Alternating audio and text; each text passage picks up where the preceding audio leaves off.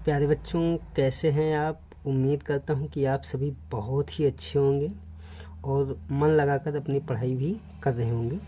तो मेरे प्यारे बच्चों, मैं आपको बता दूं कि ये हिंदी का पेपर वायरल पेपर है और आप देख रहे हैं एकदम सेम हूबहू यही पेपर आएगा, एकदम 100% आएगा। लिख के ले लीजिए, ठीक। तो ये हिंदी का जो पेपर है आप देख रहे हैं, ओरिजिनल पेपर है। यहाँ पे देखिए, ये हिंदी का पेपर है। इसके अलावा इसका जो कोड है 801 BAA, ये इसका कोड है। बाकी ऊपर आप देख ही रहे हैं, अनुक्रमांक है और नाम है। ऐसे सेम पेपर आएगा। और जैसा कि आप जानते हैं कि ऊपर सबसे पहले यहाँ पे आपको अपना रोल नंबर डालना पड़ेगा, आपका जो रोल नंबर है। उसके बाद आपको अपना नाम यहाँ डालना पड़ेगा और उसके बाद यहाँ पे देखिए पूर्णांक 70, यानी कि 70 नंबर के पेपर है, आप देख पा रहे हैं। तो टोटल पूर्णांक 70 है। और जैसा कि आपको पता है कि 30 नंबर आपको मिलने वाले हैं स्कूल से प्रैक्टिकल में, और 70 नंबर आपको पेपर से मिलेंगे और 30 नंबर प्रैक्टिकल से। तो यहाँ पे ध्यान से देखिए, 3 घंटे 15 मिनट का समय है, यानी कि हम एक तरीके से कहें तो 3.25 घंटे का टाइम है। और 3.25 घंटे का टाइम बहुत होता है मेरे प्यारे बच्चों। आप ढंग से आप इस पेपर को देख लीजिए और रट लीजिए इसको, समझ रहे हैं। और आपके लिए 3 घंटे 15 मिनट बहुत समय है, एकदम परेशान होने की ज़रूरत नहीं है। मैं आपके साथ खड़ा हूँ। यहाँ पे देखिए, प्रारंभ के 15 मिनट परीक्षार्थियों को प्रश्न पत्र पढ़ने के लिए निर्धारित हैं, यानी कि जो शुरू के 15 मिनट हैं, 3 घंटे 15 मिनट में से स्टार्टिंग के 15 मिनट जो हैं ये आपको प्रश्न पत्र पढ़ने के लिए दिए जा रहे हैं। तो आप जाइएगा, आराम से पेपर मिलेगा, उसमें पेपर की सील आप तोड़िएगा। सील तोड़ने के बाद आप इसमें देखिएगा कि 15 मिनट में क्या क्या क्वेश्चन आए हो, किस टाइप के आए हैं, कहाँ कहाँ से क्वेश्चन आए हैं। और देखने के बाद आपको लगेगा कि क्या गजब, मेरा फंस गया, बहुत ही अच्छा पेपर मेरा जा रहा है। आपको खुद हैरानी होगी देख के। यहाँ पे निर्देश पढ़ते हैं। यहाँ पे देखिए लिखा है, पहला निर्देश है, सभी प्रश्न अनिवार्य हैं, ठीक है। और जैसे कि आपको मैं स्टार्टिंग में बता दूं, इस पेपर को एक नहीं, हम 2 क्लास में पूरी तरीके से सॉल्व करने वाले हैं। और एज इट इज यही पेपर आएगा एकदम। आप इसको ढंग से तैयार कर लीजिए, बढ़िया से पढ़ लीजिए। तो इसमें देखिए पहला निर्देश दिया गया है कि सभी प्रश्न अनिवार्य हैं। यहाँ पे देखिए, सभी प्रश्न अनिवार्य हैं, मतलब जितने क्वेश्चन दिए गए हैं इसमें से सारे क्वेश्चन करने आपके लिए अनिवार्य हैं, ठीक है। दूसरा निर्देश ये दिया गया है कि यह प्रश्न पत्र कितने खंडों में भाई, 2 खंडों में। देख पा रहे हैं, यहाँ पे चीज़ों को समझ लीजिए बढ़िया से। पेपर देने के पहले आप एकदम अपने आप को प्रिपेयर तैयार कर लीजिए। यह प्रश्न पत्र 2 खंडों यानी कि खंड आ और खंड बा में विभक्त है। यानी कि जब आप पेपर को खोलेंगे तो आपको 2 टाइप के क्वेश्चन मिलेंगे, एक खंड आ और दूसरा खंड बा। तो ये आपको ध्यान में रखना है, ठीक है। और देखते हैं, खंड आ में 1 से 20 एक अंक के 20 बहुविकल्पी प्रश्न होंगे। इसका मतलब यहाँ पे क्लियर हो गया कि खंड आ में जो भी क्वेश्चन रहेंगे वो 1 अंक के होंगे। कितने अंक के, 1 अंक के, यानी कि पर क्वेश्चन 1 नंबर का, ठीक है। इसके अलावा 20 बहुविकल्पी प्रश्न, यानी कि एक क्वेश्चन 1 अंक के, इसका मतलब 20 बहुविकल्पी प्रश्न है तो कितने नंबर के हो जाएंगे, 20 नंबर के, यानी कि 20 क्वेश्चन 20 मार्क्स के। तो मेरे प्यारे बच्चों, आप इतना बढ़िया तैयारी कर लीजिए और आप जो है जाके एकदम छाप दीजिए, ठीक। जिनके सही उत्तर OMR सीट आपको मिलेगी, OMR सीट। तो आपको पता है कि OMR सीट पेपर के साथ ही मिलेगी।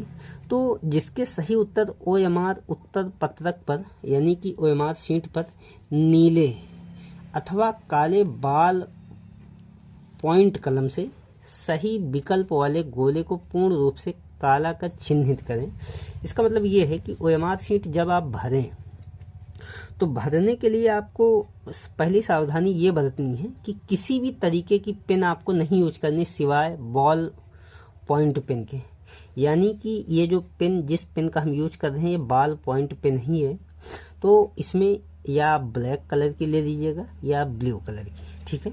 तो काले अथवा नीले, इन 2 के अलावा किसी और रंग की पेन का यूज करना ही नहीं है। तो बाकी आप उस गोले को बढ़िया से भरिएगा, पूरी तरीके से काला कर दीजिएगा, क्योंकि आपको पता है OMR सीट कोई व्यक्ति नहीं चेक करेगा, वो कंप्यूटराइज होती है, कंप्यूटर चेक करेगा। और आप जानते हैं कि व्यक्ति होगा तो एक बार आपके ऊपर दया भी कर देगा, लेकिन कंप्यूटर आपके ऊपर दया करने वाला नहीं है, तो इस बात को यहाँ पे ध्यान रखिएगा। आगे बढ़ते हैं। चौथा जो निर्देश है उसमें दिया गया, खंड आ के प्रत्येक प्रश्न का निर्देश पढ़कर केवल प्रदत्त OMR शीट यानी उत्तर पत्रक पर ही उत्तर दें। यानी कि आपको कॉपी में नहीं लिखना है। पता लगा क्वेश्चन लिख दिए, 4 विकल्प लिख दिए, उसमें एक सही लगा दिए, ये गलत तरीका है, एक भी नंबर आपको नहीं मिलने वाला है। ऐसा करेंगे तो आप जो भी विकल्प उसमें सही हो, जैसे का सही है, खा गा घा, तो 4 विकल्पों में का सही है, तो का वाले गोले के सामने यानी कि पहला जो गोला है ए या का जो भी करके दिया रहेगा उसी को आपको काला करना है। और आगे, OMR उत्तर पत्रक पर उत्तर देने के पश्चात उसे नहीं काटें तथा इरेजर अथवा व्हाइटनर का प्रयोग न करें। मतलब यहाँ पे एक सावधानी ये बरतनी है कि एक बार आप OMR शीट भर दिए तो उसको आप काटा पीटी न करें, पहली बात। दूसरी बात, आप उस पर व्हाइटनर का प्रयोग कतई मत करिए, क्योंकि आपको लगेगा कि हम काट दिए और दूसरा काला कर दिए तो मेरा ये उत्तर माना जाएगा, नहीं। उसमें 2 विकल्प सही हो जाएंगे। और आप जानते हैं कि अगर 2 गोले काले हो गए तो एक भी नंबर आपको मिलने वाला है नहीं। जैसा कि फिर से मैं बता दे रहा हूँ कि ये पेपर आपका कोई व्यक्ति नहीं चेक करेगा, कोई टीचर नहीं चेक करेगा, ये कंप्यूटर चेक करेगा, तो इसका ध्यान आपको रखना है। 5वें निर्देश पे आते हैं। कह रहा है प्रत्येक प्रश्न के अंक उसके सम्मुख अंकित हैं। बिल्कुल सही। अभी पेपर हम लोग देखेंगे तो उसमें देखेंगे और समझेंगे भी। प्रत्येक प्रश्न के आगे कौन सा क्वेश्चन कितने नंबर का है वो आपके क्वेश्चन के सामने लिखा रहेगा, ठीक है। और बढ़ते हैं। कह रहा है खंड बा में 50 अंक के वर्णनात्मक यानी कि डिस्क्रिप्टिव क्वेश्चन रहेंगे। खंड बा में 50 नंबर के क्वेश्चन आपको देखने को मिलेंगे, ठीक है। और बढ़ते हैं। कह रहा है खंड बा में सभी प्रश्नों के उत्तर एक साथ ही करें। ये यहाँ पे ध्यान देने वाली बात है। पहले खंड आ करने के बाद खंड बा, जब आप खंड आ का वैसे उत्तर आपको OMR शीट में देना है और खंड बा का उत्तर आपको कहाँ देना है, तो कॉपी में लिखना है, ठीक है। फिर कह रहा है प्रथम प्रश्न से आरंभ कीजिए तथा अंतिम प्रश्न तक करते जाइए, ठीक है। जो प्रश्न ना आता हो उस पर समय नष्ट न कीजिए। ये बात आप भी जानते हैं, हम भी जानते हैं, ठीक। बाकी आएगा क्यों नहीं। और आगे बढ़ते हैं। ये देखिए आपकी कॉपी है, पेपर खुल रहा है और हम लोग पेपर को अच्छे से सॉल्व करेंगे। यहाँ पे ध्यान से देखिए, अगर हम लोग इसको समझने का प्रयास करें, ये देखिए बढ़िया से इसको, तो इसमें कह रहा है पुनर्नवा किस विधा की रचना है, ये पहला क्वेश्चन है। लेकिन यहाँ पे पहला क्वेश्चन देखने से पहले हमको ये देखना जरूरी है कि ये क्वेश्चन खंड आ के हैं कि खंड बा के, क्योंकि जैसा आपको पता है कि क्वेश्चन 2 खंड में आएंगे, तो ये खंड आ का क्वेश्चन है। उसमें बहुविकल्पी यानी कि वस्तुनिष्ठ प्रकार के क्वेश्चन हैं। इसको आप बढ़िया से देख लीजिए, समझ लीजिए। अब इसमें ध्यान ये देना है कि प्रत्येक क्वेश्चन 1 नंबर का है, जैसा कि वहाँ लिखा भी गया था। देखिए पहला क्वेश्चन 1 नंबर का, दूसरा सारे क्वेश्चन 1 नंबर के हैं। आपको दिख भी रहे ना, ये तो आप देख लीजिए। अब एक क्वेश्चन को हल करना शुरू कर दीजिए। कह रहा है कि पुनर्नवा किस विधा की रचना है, मतलब किसकी रचना नहीं है। ये पूछ रहा है कि ये कहानी है, कि ये आपका उपन्यास है, ये आपकी जीवनी है, या ये आपकी आत्मकथा है। तो जैसा कि आप जानते हैं कि ये पुनर्नवा जो है एक प्रकार का उपन्यास है, और ये उपन्यास किसी और का नहीं, आप जानते हैं प्रसिद्ध लेखक आचार्य हजारी प्रसाद द्विवेदी जी का है। तो इसका भी सही होगा। और आगे बढ़ते हैं। दूसरा वाला क्वेश्चन है, आषाढ़ का एक दिन के लेखक हैं, यानी कि आषाढ़ का एक दिन ये जो पुस्तक है इसको किसने लिखा है। तो आपको पता है कि ये आधुनिक युग के प्रथम नाटककार जो हैं, इनका नाम है मोहन राकेश, इन्हीं के द्वारा एक पुस्तक लिखी गई है। तो दूसरे का डी सही हो जाएगा। तीसरा कह रहा है शुक्ल युग को काव्य के क्षेत्र में किस नाम से जाना जाता है। ये बहुत ही आसान क्वेश्चन है। शुक्ल युग को काव्य के क्षेत्र में किस नाम से जाना जाता है, जैसा कि हम सभी को पता है कि छायावादी युग के नाम से जाना जाता है। तो तीसरे का बी सही हो जाएगा। आगे बढ़ते हैं हम लोग। चौथा जो क्वेश्चन है ये हमारे सामने है। कह रहा हंस पत्रिका का संपादन किसने किया। तो ये जो हंस पत्रिका है, आप सभी को पता है कि इसका जो संपादन यानी कि इसके जो लेखक हैं उनका नाम है मुंशी प्रेमचंद। ठीक है, आगे बढ़ते हैं। पांचवा क्वेश्चन जो है, ये पांचवा क्वेश्चन कह रहा है विश्रामपुर का संत के लेखक हैं। तो विश्रामपुर का जो संत, ये जो किताब है इसके जो लेखक हैं ये सुप्रसिद्ध हिंदी लेखक आप जानते हैं, इनका नाम है श्री लाल शुक्ल। तो पांचवे का ए सही हो जाएगा। और आगे बढ़ते हैं। छठा जो क्वेश्चन है कह रहा है ठाकुर किस धारा के कवि हैं। ठाकुर किस धारा के कवि हैं। तो जैसा कि आपको पता है कि जो ठाकुर हैं अगर इनकी बात करें तो रीत, ये जो है रीत काल के रीत मुक्ति काव्य धारा के कवि हैं। इसका मतलब रीत मुक्ति और रीतबद्ध, दो ऑप्शन दिया आपको फंसाने के लिए, तो रीतबद्ध नहीं बल्कि रीत मुक्ति अगर हम इसकी बात करें तो इसका सही विकल्प सी हो जाएगा। आगे बढ़ते हैं। सातवां जो क्वेश्चन है कह रहा है तार सप्तक, तार सप्तक में संकलित कवियों की संख्या। तार सप्तक में संकलित कवियों की संख्या। तो आप जानते हैं सप्तक का मतलब 7। तार सप्तक में संकलित कवियों की संख्या है कितनी? 7 है। तो 7वें का विकल्प डी सही होगा। और आगे बढ़ते हैं। आठवां क्वेश्चन कह रहा है रामचंद्रिका किस काल का महाकाव्य है। तो आठवां जो क्वेश्चन है इसमें कह रहा है रामचंद्रिका किस काल का महाकाव्य है। तो जैसा कि आप जानते हैं रीति काल का है। रामचंद्र रघुकुल रीति सदा चली आई, आप जानते ही हैं। रामचंद्रिका किस काल का है तो रीति काल का है। और आगे बढ़ते हैं भाई। 9वां क्वेश्चन कह रहा है सुमित्रा नंदन पंत की रचना है।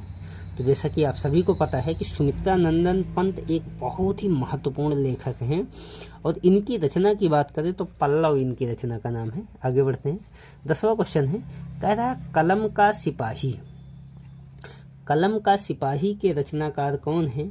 तो आप जानते हैं कि जो 10वां क्वेश्चन है कलम का सिपाही, इसके जो रचनाकार हैं इनका नाम है मोहन राकेश। तो मोहन राकेश नहीं, इसका सही जवाब हो जाएगा अमृत राय। तो कलम का सिपाही किसने लिखा था ये किताब, तो अमृत राय ने लिखी थी, ना कि मोहन राकेश ने। मोहन राकेश ने किस किताब को लिखा था इसके पहले भी देख चुके हैं, आषाढ़ का एक दिन। तो इसमें सही कर लीजिए अमृत राय। और आगे बढ़ते हैं। 11वां क्वेश्चन कह रहा है शांत रस का स्थायी भाव क्या है। ठीक, इनके शांत रस का स्थायी भाव की बात करें तो इसका स्थायी भाव होता है वैराग्य। अब वैराग्य चूंकि इसमें दिया नहीं है तो इसका हो जाएगा निर्वेद। ठीक, विकल्प डी सही हो जाएगा। और आगे बढ़ते हैं। अगला कथा है कनक कनकते सौगुनी। ये एक दोहा है, आपको पता है, हम लोग बचपन में पढ़े हैं। कनक कनकते सौगुनी मार कथा अधिकाय, को खाए बहुराय और कोई पाए बहुराय। तो ये जो 12वां क्वेश्चन है कनक कनकते सौगुनी, इसमें कौन सा अलंकार पूछ रहा है। तो अलंकार जानते हैं यमक अलंकार है। ठीक है, और आगे बढ़ते हैं। 13वां जो क्वेश्चन है कह रहा है दोहा छंद का उल्टा छंद कौन सा होता है। दोहा का उल्टा आप सभी को पता है कि सोठा होता है। तो 13 का ए सही हो जाएगा। 13 का ए यानी कि सोठा। 14वां जो क्वेश्चन है कह रहा है पर्यावरण में किस उपसर्ग का प्रयोग। आप जानते हैं कि उपसर्ग जो होता है ये आपका प्रारंभ में लगता है और प्रत्यय बाद में लगता है। तो पर्यावरण को देखें तो परिधन आवरण से बना है, इसका मतलब इसमें परि शब्द जो है ये इसमें आपका उपसर्ग है। और आगे बढ़ते हैं। इसके अलावा जो अगला क्वेश्चन है कह रहा है धुआं का तत्सम। 15वां जो क्वेश्चन है तो धुआं का तत्सम पूछ रहा है। जैसे कि आपको जानते हैं धुआं एक तद्भव शब्द है और इसका तत्सम होता है धूम्र। ठीक है, धूर्म नहीं, न धूर्म न धूम, इसका आपका तत्सम होता है धूम्र। इसके अलावा 16वां क्वेश्चन कह रहा है पंचतंत्र। पंचतंत्र में कौन सा समास है। तो पंचतंत्र की अगर हम बात करें तो इसमें समास जो है इसमें ना द्वंद्व है, ना कर्मधारय है और ना ही बहुव्रीहि है और बल्कि इसमें है क्या द्विगु समास। आगे बढ़ लेते हैं। 17वां जो क्वेश्चन है कह रहा बढ़ाई में प्रत्यय है। प्रत्यय का मतलब आप जानते हैं इसे शब्द के बाद में लगा होता है। तो बड़ाई में अगर प्रत्यय की बात करें तो बड़ाई कोई शब्द नहीं है बल्कि मूल शब्द होता है बड़ा। और बड़ा में आई प्रत्यय जैसे ही लगाते हो जाता है बड़ाई। ठीक है, आगे बढ़ते हैं। 18वां जो क्वेश्चन है, कह रहे हैं निम्न में कौन सा पर्याय नहीं है, यानी कि पर्यायवाची पूछ रहा है। तो इसमें शशि, शशि चंद्रमा है, सुधाकर ये भी चंद्रमा, निशाकर ये भी चंद्रमा। ठीक है, इसमें दिनकर हो जाएगा। ठीक है, और आगे बढ़ते हैं। 19वां जो है, कह रहा है तासाम शब्द में वचन और विभक्ति। अगर तासाम शब्द में वचन और विभक्ति की बात करें तो वास्तव में इसमें जो है ये 19 नंबर क्वेश्चन है। कह रहा है षष्ठी, आपका षष्ठी विभक्ति है और बहुवचन है। ठीक, तासाम बिल्कुल सही, षष्ठी विभक्ति और बहुवचन। 20वां क्वेश्चन है, यानी कि लास्ट क्वेश्चन है, अरे जिन शब्दों के स्वरूप में कोई परिवर्तन नहीं होता वे शब्द कहलाते हैं अविकारी शब्द। आप जानते हैं, लेकिन अब चूंकि इसमें विकारी दिया है, अविकारी दिया नहीं है, तो इसमें अव्यय हो जाएगा, चाहे अविकारी कहें चाहे अव्यय कहें। तो मेरे प्यारे बच्चों, आप सभी से उम्मीद है कि आपको ये वीडियो, ये क्लास बहुत ही पसंद आई होगी। और आप जानते हैं ये एकदम वायरल पेपर है, एकदम यही पेपर आएगा, लिख के लीजिए, 100% यही पेपर आएगा। बहुत ही इंपॉर्टेंट पेपर है, अच्छे से इसकी तैयारी कर लीजिए। फिर मिलते हैं हम लोग इसके दूसरे वाले वीडियो में। तो हम लोग जितना इसमें क्वेश्चन दिए सारे क्वेश्चन को एक एक करके सॉल्व कर लेंगे और इसको तैयार करके तभी हम लोग पेपर देने